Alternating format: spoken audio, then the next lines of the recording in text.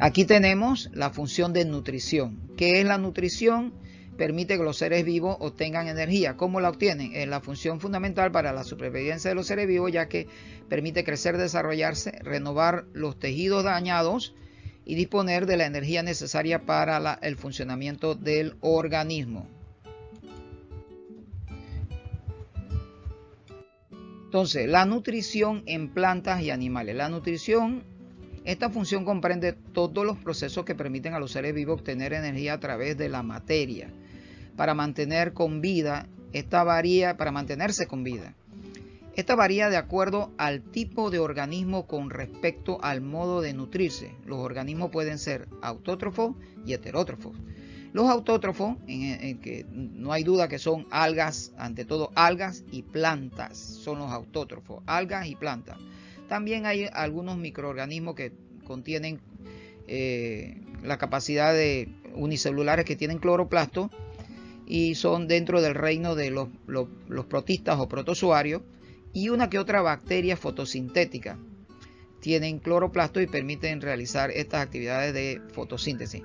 Son aquellos seres que captan del medio que los rodea sustancias inorgánicas, sales minerales, agua, el dióxido de carbono, tales como el agua, oxígeno, anhídrido carbónico es dióxido de carbono, sales, y a partir de estas elaboran sus propios nutrientes. Y estos son básicamente algas, ya sean macroscópicas o microscópicas, y las plantas fundamentalmente. Los demás son casos excepcionales. Entonces, la nutrición autótrofa. Las células vegetales, tal como tú lo ves en la imagen, las células vegetales obtienen nutrientes por el medio de la fotosíntesis, proceso por el cual los vegetales transforman con presencia de la luz solar las sustancias inorgánicas que toman del medio ambiente en materia orgánica. Ellos la transforman de inorgánica a orgánica, todo lo que consiguen del medio ambiente. Eso significa que el órgano celular responsable de realizar la fotosíntesis es el cloroplasto, localizado en las células de las hojas de los tejidos vegetales.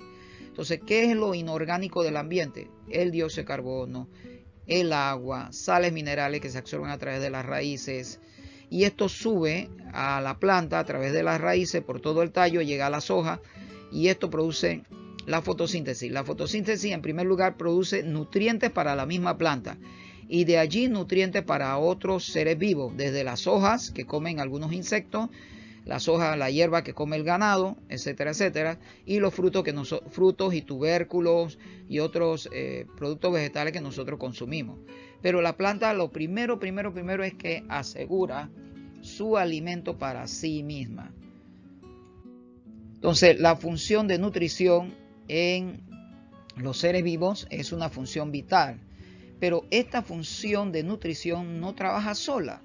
Es decir, en nuestro cuerpo la nutrición no solamente va a depender de que mastiquemos y movemos el bolo alimenticio en nuestra boca, se moja con la saliva.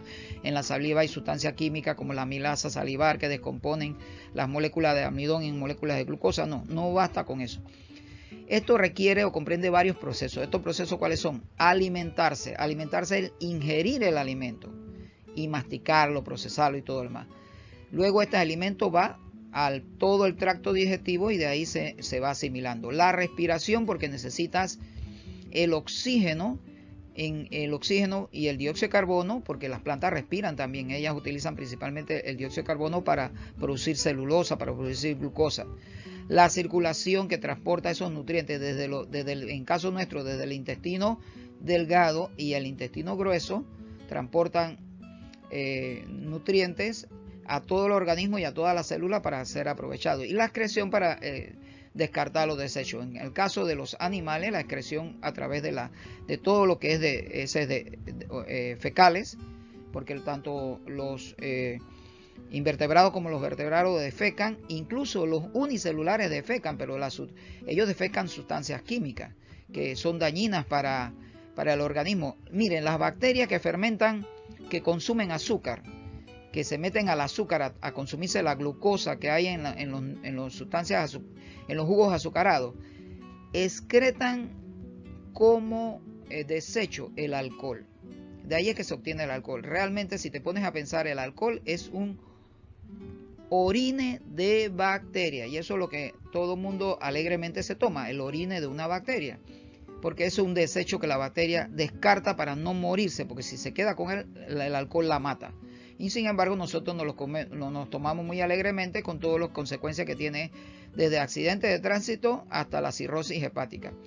Entonces, en el caso de la planta, ella excreta o desecha cosas que a nosotros nos ayudan a sostener la vida en el planeta Tierra, como es el oxígeno, porque ellas excretan o liberan oxígeno al ambiente, o desechan el oxígeno al ambiente después de todas sus reacciones de fotosíntesis, y vapor de agua. Entonces ese vapor de agua vuelve a la atmósfera para completar el ciclo del agua. Y la fotosíntesis, en caso de las plantas, pues eso es lo que desarrolla. Acá a los tipos de nutrición, dependiendo de qué tipo de ser vivo es, cada tipo de ser vivo tiene un tipo de nutrición. Por ejemplo, tenemos aquí al tigre, que es vamos primero a identificar los heterótrofos. Los heterótrofos son todos aquellos que no pueden consumir, no pueden producir sus propios alimentos. Los únicos que pueden producir sus propios alimentos, ya lo dijimos, plantas y algas, y esos son autótrofos. Estos son todos heterótrofos. Entonces, los heterótrofos se clasifican en carnívoros, filtradores, descomponedores como los hongos, omnívoros como el perro que come tanto carne o lo que le pongan. Hoy día la moda es comprarle los peles, esos peles empacados, alimento especial de que para perro, pura cuestión comercial, porque imagínate los perros de hace 100 años con qué los alimentaban. Pues igual la gente alimenta a su perro hoy día como lo alimentaban hace 100 años.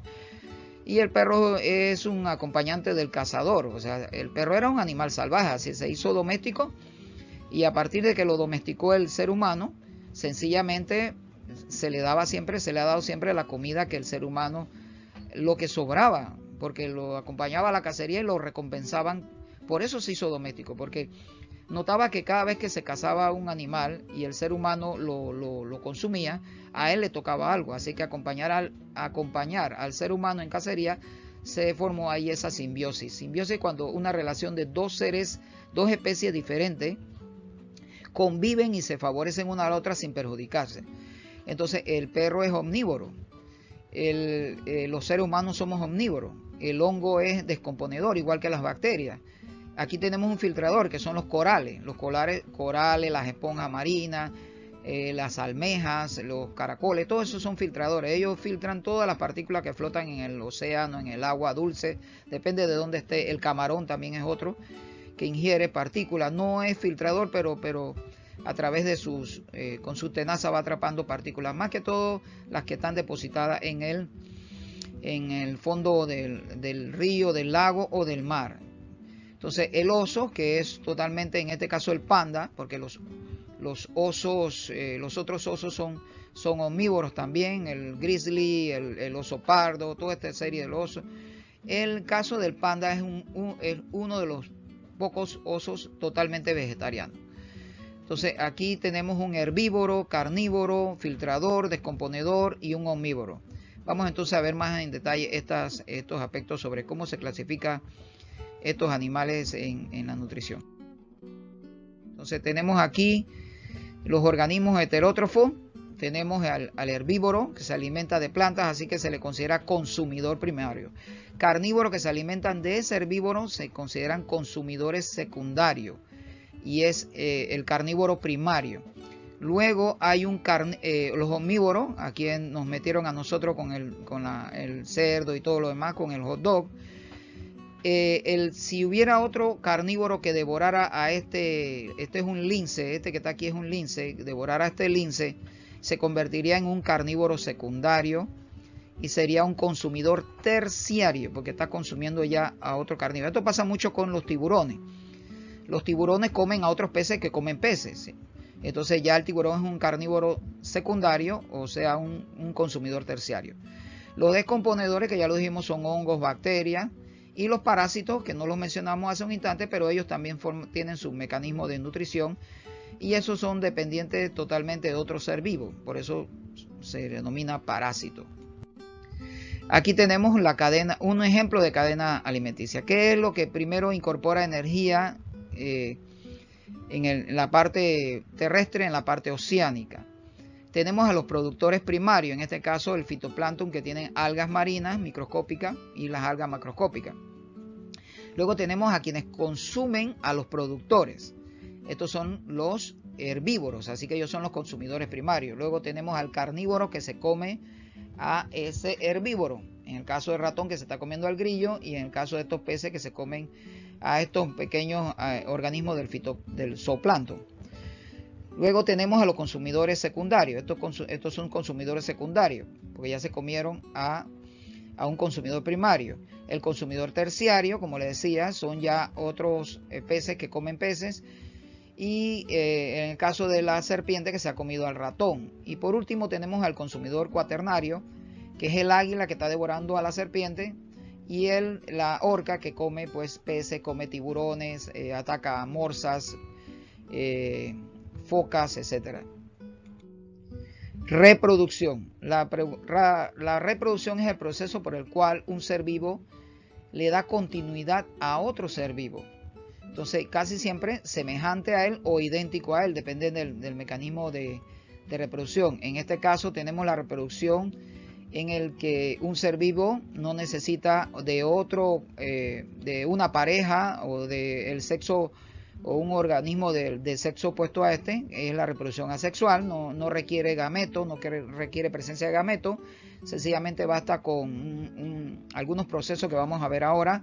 Y el proceso cisexual, donde deben intervenir los gametos reproductores, porque en eso consiste la reproducción sexual, que participen gametos masculinos y femeninos para producir un nuevo ser. No tiene que ver propiamente con el tener un sexo u otro. Las plantas tienen ambos sexos, ambas células reproductoras en la flor. Una en el grano de polen, que es donde va a estar la célula reproductora masculina, en el grano de polen, y en el pistilo, la parte esa que nos quitamos de la flor de papo, le quitamos y nos ponemos en la punta de la nariz, se llama dique nariz de Pinocho, ahí ese es el pistilo. El llamado ovario, pues es parte del pistilo, a eso se le llama ovario. En ese ovario es que están los óvulos o las células reproductoras, porque no son óvulos, tienen otro nombre, las células reproductoras femeninas de la flor. Y todas las flores en sus células femeninas están ubicadas en su ovario, el ovario de su pistilo. Entonces, vamos a ver entonces en qué consiste todo esto. Entonces tenemos también, dependiendo de los tipos de reproducción, tenemos la asexual, que ya lo dijimos, solo requiere un individuo, y vamos a ver cuáles son estos mecanismos. Y la reproducción sexual, que obviamente requiere de gametos, la unión de los núcleos de los gametos, porque cuando los núcleos están unidos es que se ha logrado la reproducción, no cuando los dos gametos se pegan, porque fíjate, cuando va a ocurrir la fecundación de todo mamífero, fuera del óvulo hay miles de espermatozoides pegados al óvulo, pero solamente uno de ellos es el que logra que su núcleo penetre y se fusione o se junte con el núcleo del óvulo. Y así ambos núcleos fusionan todo el juego de cromosomas, padre y madre, o masculinos y femeninos, para formar al nuevo ser. Entonces aquí tenemos algunos ejemplos así muy a grosso modo de lo que serían los mecanismos de reproducción asexual en plantas. Por ejemplo, tenemos de forma natural que las plantas forman estos mecanismos de reproducción. Todos estos son tallos subterráneos, en su mayoría bulbos, tubérculos, rizomas, estolones, son tallos subterráneos. Y hay plantas que se reproducen a través de las hojas. Su hoja tiene la capacidad de formar yemas, un proceso que se llama gemación, formar yemas, que le permite entonces que esas yemas caigan en la tierra y formen una nueva planta. Hay una planta de jardín que es muy popular en eso. En los sitios de ventas de cosas de materiales de construcción, por regla general las tienen. Entonces, no recuerdo su nombre, realmente en este momento no recuerdo su nombre ni común ni científico.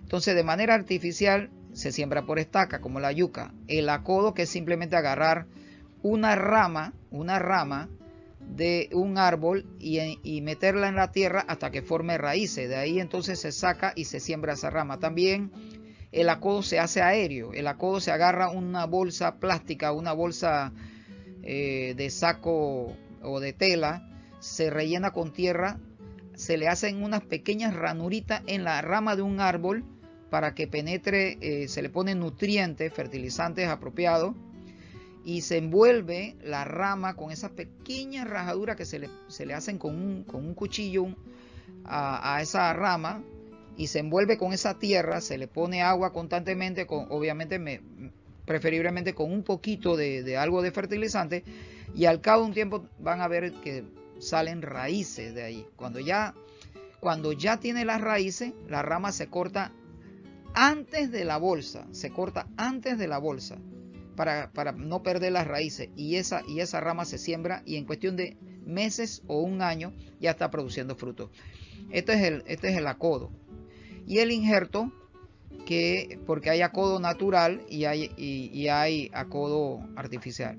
Y el injerto, que no es más que agarras una planta que tú consideras es de buena calidad y tomas una rama de otra planta que también es de buena calidad, pueden ser de la misma especie o especies similares, y unes una con la otra, se envuelve, se le pone cierta sustancia, ciertas hormonas, para entonces desarrollar totalmente una nueva planta que va a tener una parte de una variedad y una parte de otra variedad. La famosa naranja injertada se produce de esa manera.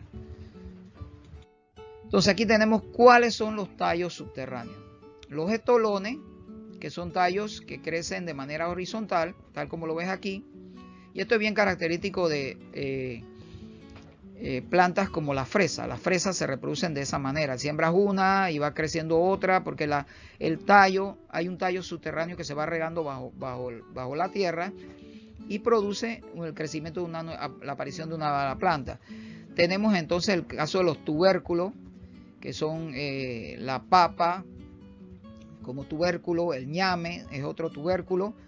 Ellos son tallos subterráneos cargados de nutrientes, cargados de alimento, donde la planta tiene reserva de alimento para ella, pero obviamente que esta planta hace esto también con la salvedad de que esto lo pueda consumir otro ser vivo, pero al momento que ese ser vivo lo consume, vamos a suponer que aquí ese sembradío de papa lo invadiera un mapache, que nosotros acá, un primo del mapache que tenemos nosotros, que se llama el cuatí, que es el primo del mapache, que nosotros le dicen gato solo. Ellos les gusta consumir este tipo de tubérculos, se meten a las plantaciones de papa y escarban y sacan. Bueno, cuando él se come eso, donde él deja las excretas, quedan pequeñas fracciones de la papa con yema. Donde cae, su excreta le sirve de abono y la yema crece allí. No te extrañe que encontremos en nuestra selva papa silvestre. Eso sería muy común. Tenemos el jengibre, que es un rizoma, un tallo subterráneo parecido al del estolón, pero el estolón no forma reservas nutricionales. El rizoma sí forma reservas nutricionales, igual que el tubérculo y el bulbo. Entonces, en el caso de los bulbos, que son ajo y cebolla, también es un tallo subterráneo, y que además ese tallo subterráneo acumula capas, y que esas nos sirven de nutrientes, alimentos. Aquí tenemos lo que sería la reproducción asexual, principalmente en invertebrados. Entonces, en invertebrados tenemos la gemación, que consiste simplemente en dejar salir una yema, como la que ocurre aquí en esta ameba. Ese es un ejemplo de una ameba. La ameba está dejando salir una yema. Esa yema va con material genético y de ahí se produce una nueva ameba. Tenemos la bipartición, que no es más que la célula por mitosis, una división celular llamada mitosis. Se divide en dos, formando dos nuevas células: la célula original, la célula madre de orinar, y una nueva célula hija. Y tenemos la célula que forma espora. Estas esporas son, por así decirlo, una división del material genético con algo de citoplasma, que luego se revienta la membrana celular de la célula madre y deja salir esas esporas. Ya en el entorno ellas se enriquecen de nutrientes para volver a crecer y hacer el mismo proceso. El mosquito Anófeles que nos transmite la malaria. El parásito de la malaria se reproduce de esta manera. Por eso es que la malaria es tan dañina, porque cuesta mucho detener esa producción de esporas en la malaria. Y obviamente los hongos también tienen este mecanismo de reproducción. El otro que tiene este mecanismo de reproducción son los helechos, la planta llamada helecho. Entonces tenemos la fragmentación, que es cuando agarras un ser vivo, se divide en muchos pedazos, y cada uno de estos pedazos puede generar otro ser vivo. Eso es poco común, pero es parte también. Y tenemos ya la regeneración, que esa sí es más común. Ocurre, como ves aquí, en la hidra, en la estrella de mar, en la planaria, que son gusanos planos. La hidra es un celenterado, pertenece a la familia de los corales, etcétera, y la estrella de mar, que es del grupo de los equinodermos. Entonces la estrella pierde un brazo y lo vuelve a recuperar, y es posible, no es que siempre ocurra así, que el nuevo brazo regenere una estrella nueva. En la planaria, si la partes en dos, la cabeza formará cola y la cola formará cabeza. Lo mismo ocurre en la hidra, y lo mismo le ocurre a la lombriz de tierra. Tú agarras una lombriz de tierra y la fraccionas así como está la planaria, en cabeza y cola, pones un poquito de tierra, pones las dos mitades de la lombriz, le echas tierrita y periódicamente echas su poquito de agua para mantener la tierra húmeda, no formes charco. Entonces allí vas a ver que en 8 días la cabeza ha regenerado cola y la cola ha regenerado cabeza. Entonces aquí tenemos lo que es la reproducción. Entonces la función de reproducción, en la cual pues un ser vivo, a través de la intervención de gametos, puede generar a otro ser vivo bastante similar a cada uno de los progenitores. ¿Quién interviene en los procesos de regeneración? Intervienen las células sexuales o gametos, que se desarrollan en glándulas o gónadas o órganos especializados para producir esas células reproductoras. En el caso de los animales, se denomina espermatozoide al gameto masculino y óvulo al gameto femenino.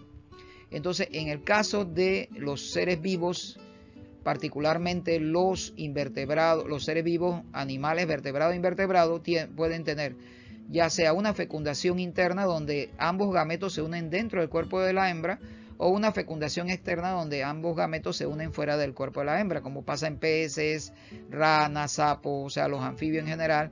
Y ya reptiles, aves y mamíferos, la fecundación es interna. Y aquí tenemos, como se lo decía, las células reproductoras en planta. En este caso tenemos todo el pistilo, el cual está formado por el estigma, estilo y el ovario. Entonces dentro del ovario están las células femeninas, que son gineceo, ¿verdad? El óvulo, o dentro del gineceo están los óvulos, pero realmente deben llamarse ovogonias, y a las células masculinas los espermatogonias. Entonces en el androceo, que es el órgano donde va a estar en la antera está el grano de polen. En el grano de polen está entonces el androceo, que es básicamente es el órgano femenino órgano masculino de la flor, que debe caer el grano de polen aquí en la entrada del pistilo, en el estigma, para que forme lo que se llama el tubo polínico. Esta cosa que te forma un tubo largo que lleva a las células reproductoras masculinas y hacen contacto con las células reproductoras femeninas. Entonces las plantas también tienen células reproductoras. No podemos decir propiamente que todas las plantas tienen, unas son de sexo masculino, otras de femenino. En algunas plantas ocurre eso, pero no en todas.